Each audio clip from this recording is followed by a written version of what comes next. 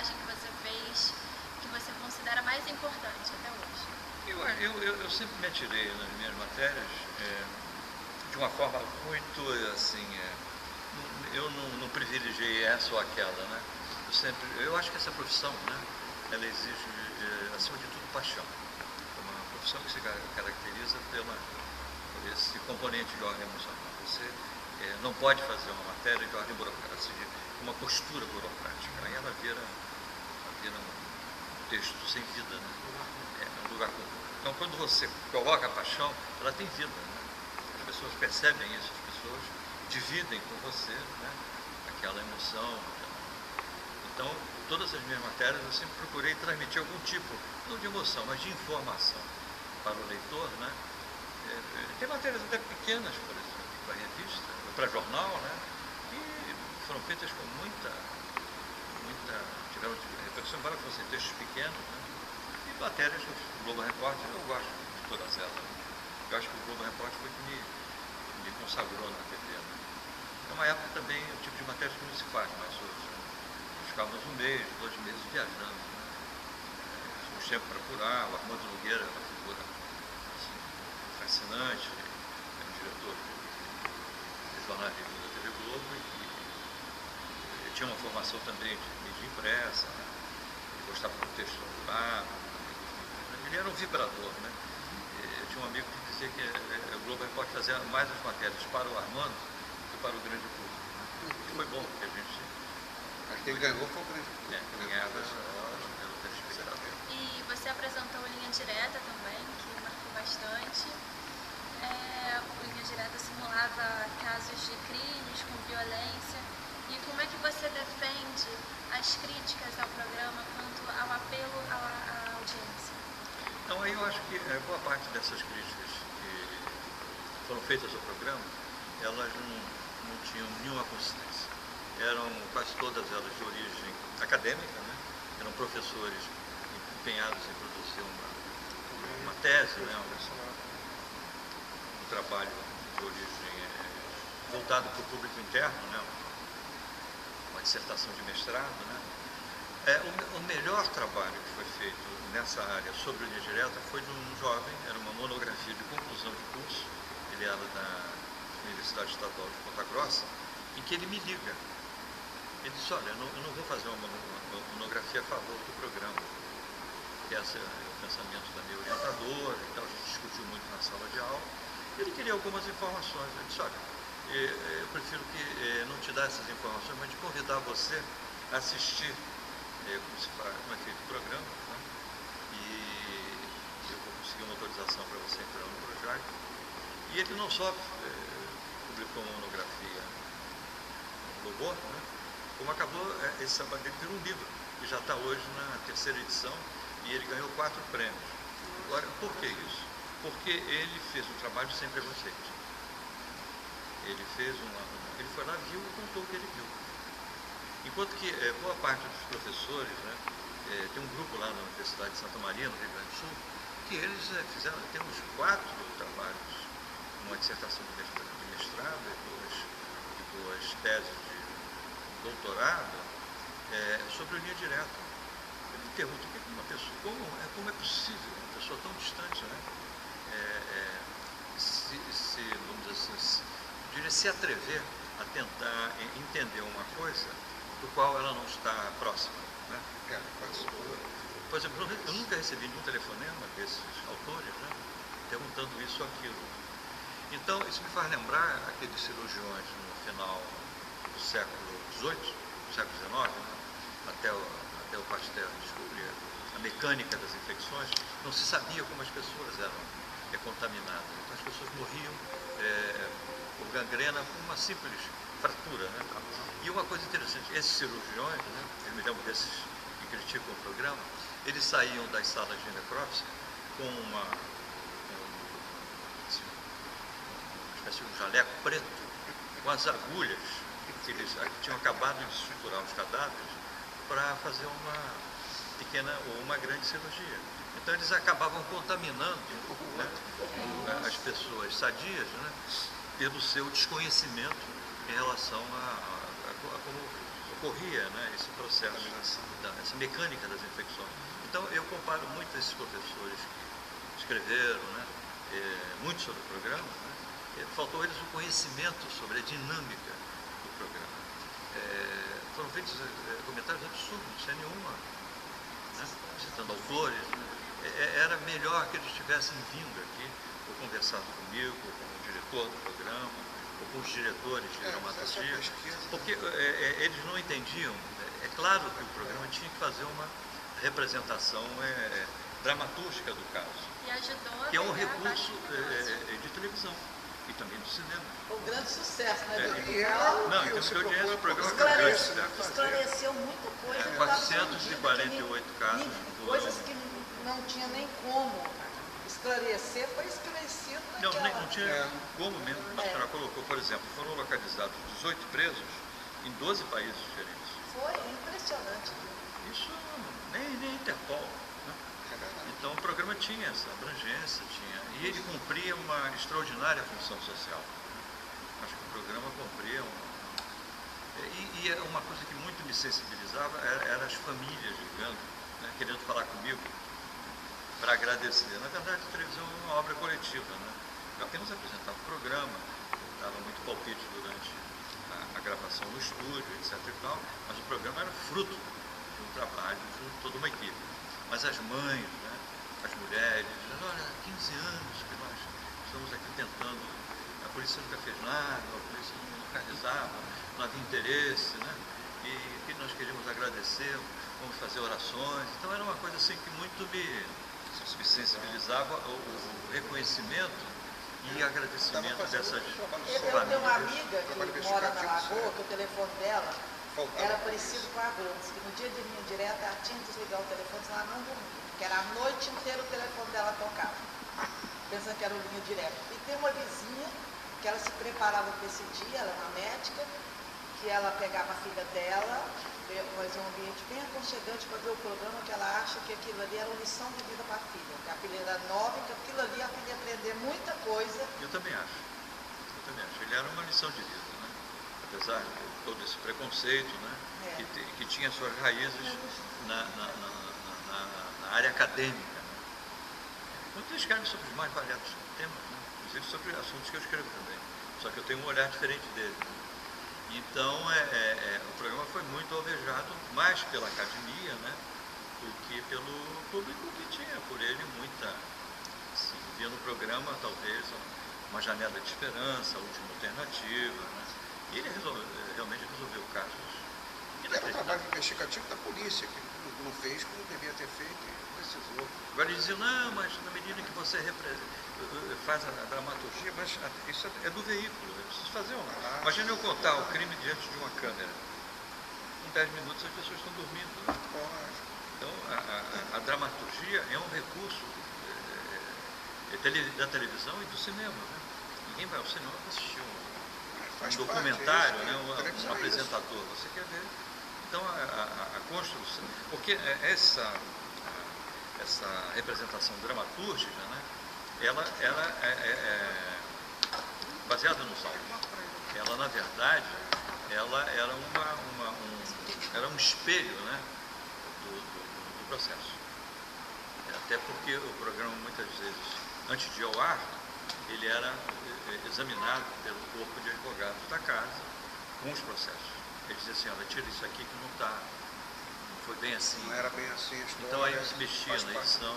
Então havia sempre uma preocupação muito grande da TV Globo em que o programa reproduzisse com o máximo de fidelidade o processo. Como? Sim, claro. E dos crimes do Linha Direta, qual te deixou mais chocado?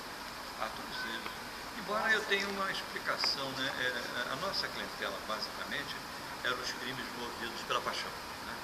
Eram chamados crimes passionais, em que o criminoso, num determinado momento, né, ele se vê privado da razão dos sentidos e comete toda sorte de violência. O crime passional ele tem uma mecânica, ele tem uma dinâmica muito própria dele. Né? As pessoas ficam cegas, né? E cegadas pela paixão, né? Pelo ciúme, né? o ser humano é capaz de cometer as maiores insanidades. Tem a vingança também, né? Tem aquela coisa da vingança, né? Que é muito forte quando você é traído, né? Aquela coisa é muito traída. Então, na verdade, eu diria, os pecados, talvez o programa tenha cometido, são os pecados do próprio ser humano, da própria condição humana, né? Ou das misérias da condição humana. Eu lembro de um caso que um rapaz matou o outro por causa de 20 centavos. Né? Absurdo. E por que o programa acabou? Foi uma decisão da emissora, eles acharam que devia se dar um tempo, né? Eu estou em casa esse tempo todo. Hoje seria sério, né? Seria sério. Eu estou aguardando a decisão da emissora em relação a renovar o meu contrato, mais uma vez o ano passado. E eu aproveitei esse tempo para escrever. E é diretor da ABI? Sou diretor econômico financeiro da Associação Brasileira de Imprensa, né? E também ocupo esse tempo fazendo palestras a convite de feiras de livro. E me convido, eu vou. E Domingos, muitos estudantes de jornalismo entram no curso sonhando em ser âncoras de um programa televisivo. Você acha que isso é uma conquista, um estudo ou é uma vocação natural? Eu diria que é um equívoco. Você não pode. Você tem que seguir todo um caminho, né? Eu acho, por exemplo, se eu fiz uma vez um teste, que foi até muito complicado, foi no Espírito Santo, numa grande reunião do Sindicato de Jornalistas do Espírito Santo, que até eles me acolheram no público. Foi até muito interessante. Aí havia muitos estudantes também. E aí eu perguntei entre os estudantes, não sabia quais eram os estudantes, era uma quantidade significativa. O que eles pretendiam fazer? Né? Todos queriam fazer televisão. E aí eu perguntei, o que vocês queriam fazer na televisão? Esporte. O que significa? Na cabeça deles, esporte não precisa ler, esporte não precisa estudar muito. Né? Então eles queriam que uma ascensão, eles queriam uma visibilidade e uma ascensão rápida. E as coisas não acontecem assim. Toda ascensão rápida, ela provoca uma queda igualmente rápida. Ela não tem consistência.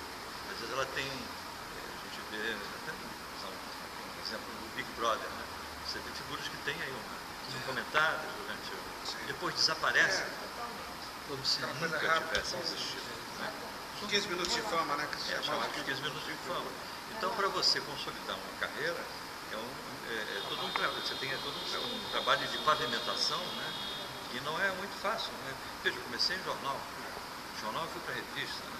Eu diria que eu só não passei pelo rádio, embora eu tenha muita admiração pelo rádio. Acho que o rádio é fundamental. Eu até aconselho a quem pretende fazer televisão que faça rádio primeiro, porque vai dar a ele uma certa mobilidade, uma capacidade de raciocínio, porque o rádio é muito dinâmico, né? Então ele vai articular rapidamente também as suas ideias. Né? Quem lê, até uma coisa que eu gosto muito de dizer, quem tem o hábito da leitura, né, também leva uma vantagem em relação às outras pessoas, porque ele consegue hierarquizar melhor as suas ideias, né? Organizar também melhor o seu pensamento e entender melhor o mundo, se expressar com mais clareza e entender melhor o mundo em que ele vive. Né? Essa é a vantagem de quem lê. É fundamental, conhecimento. Né? Você buscar o conhecimento, eu acho que, por exemplo, você é um grande contribuidor disso, você está aí escrevendo sobre isso maravilhoso, tem essa ideia, mas o que eu vejo hoje é muito difícil. Eu convivi com um aluno, eu via isso, você pedir para o aluno ler, é complicado, o aluno não quer ler, ele não tem vontade. E com a facilidade, eu acho que é muito fácil, eu vou na internet, eu faço pesquisa, então era brincadeira. Quando surgiu a internet, era brincadeira, ninguém quer pesquisar. Já encontra o material pronto, lá, colocou, acabou. Mas acontece, tem que ler, eu quero que você leia, eu quero que você se intere melhor disso aqui. Professor? Eu acho que uma das maiores tragédias desse país, e que explica as desigualdades, né, é que é um país que perdeu o hábito da leitura. Então, ele é um país, na medida em que ele não se preocupou em formar gerações de leitores, né, ele é um país que perdeu o bonde da história. Os anarquistas, veja como é importante essa coisa do conhecimento. Eu costumo dizer que a melhor forma de resolver a questão da inclusão social não é através de programas assistenciais, é através da democratização do conhecimento, de permitir que as pessoas cresçam como cidadãos. Esse é um pensamento anarquista do começo do século XIX. Os anarquistas diziam, por volta aí de 1917, eles tinham um jornal chamado A Plebe, um jornal extraordinário, bem feito, para os padrões gráficos da época. Eles diziam que o trabalhador, né, o trabalhador, até mesmo não qualificado, aquele trabalhador braçal, né, o trabalhador do porto ou da construção civil, ele devia ser uma pessoa culta, mesmo sendo um representante do proletariado.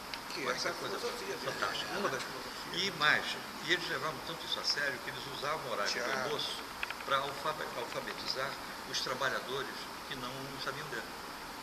E aqueles que tinham essa tarefa de alfabetizar os companheiros que não sabiam ler, eles liam em francês.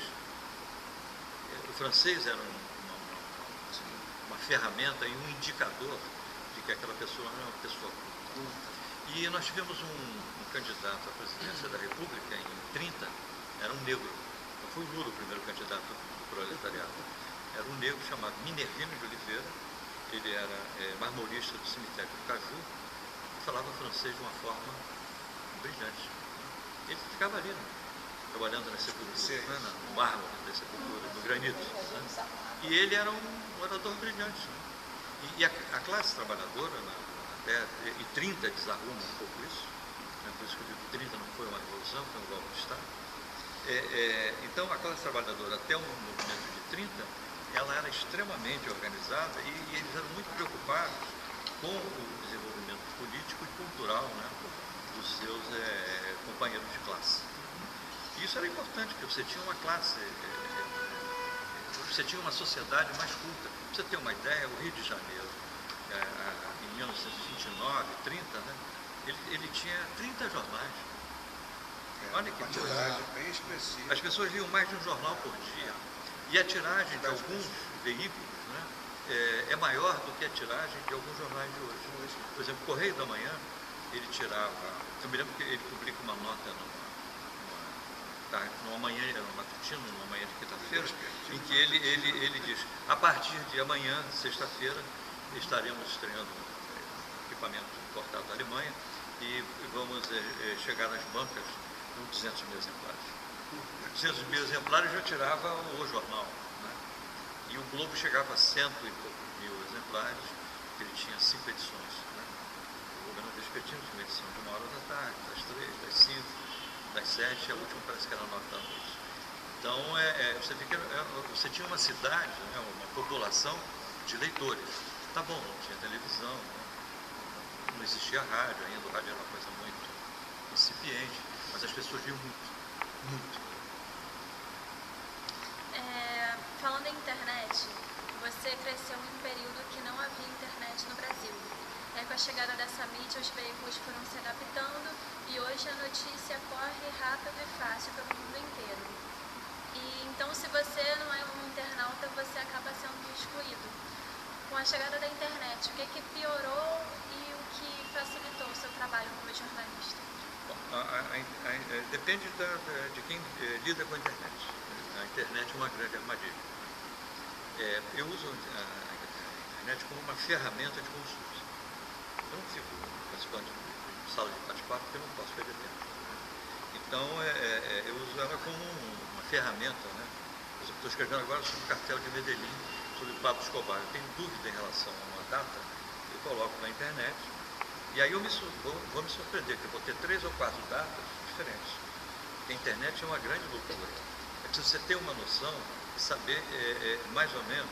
Por exemplo, houve um atentado em 1989 contra a polícia, chamada TASE, a polícia secreta da Colômbia, em que explodem um ônibus escolar, né, na porta, em frente ao prédio. Então eu tive, eram 10 toneladas de dinamite, uma informação do site, o outro eram 50 toneladas, o outro 100, o outro dizia que eram 300 toneladas de dinamite. É muita dinamite para ficar dentro de um... Explodir a cidade. Entendeu? Não, realmente o prédio foi muito, mas o prédio tinha toda uma estrutura especial. Tá? Então aí você tem que ver qual é o veículo que é mais digno de fonte então, mais exemplo, segura, né? Fonte mais segura, por exemplo. Aí como era uma... Por exemplo, eu usei o El País, que é um jornal da Espanha, né? E o El Espectador, que é um jornal de Bogotá. Né? Então, a informação do El País é de Bogotá, cruzava. Então é essa a informação. Essa é a informação certa. Porque eu conheço os dois jornais. Então a internet também, além de ser uma armadilha, né, ela é uma ferramenta que não é essa maravilha que hoje em dia estamos... É tão confiável como as informações. Não é só sobre a capacidade dela. Eu acho que... Eu tenho um amigo que é até um pouco mais duro, ele diz que a internet emburrece. Né? Que você se contenta com o pouco que a internet te oferece.